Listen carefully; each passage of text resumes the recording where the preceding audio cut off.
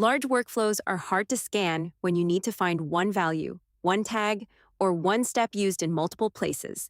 So we've added the Find and Replace function to help you quickly locate and update what matters most. By using custom values, tags, or text as search points, let's learn how to use it.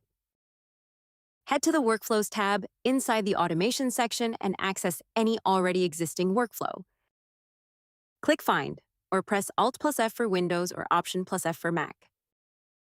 Choose whether you want to look up custom values, tags, or text.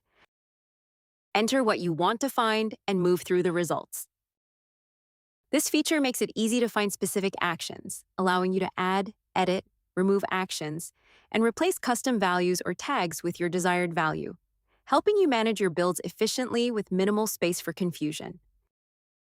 This makes updates faster, reduces manual hunting, and helps you update workflows without opening every action one by one, instantly giving you matching results that automatically move the view to the selected node for contextualized reviewing.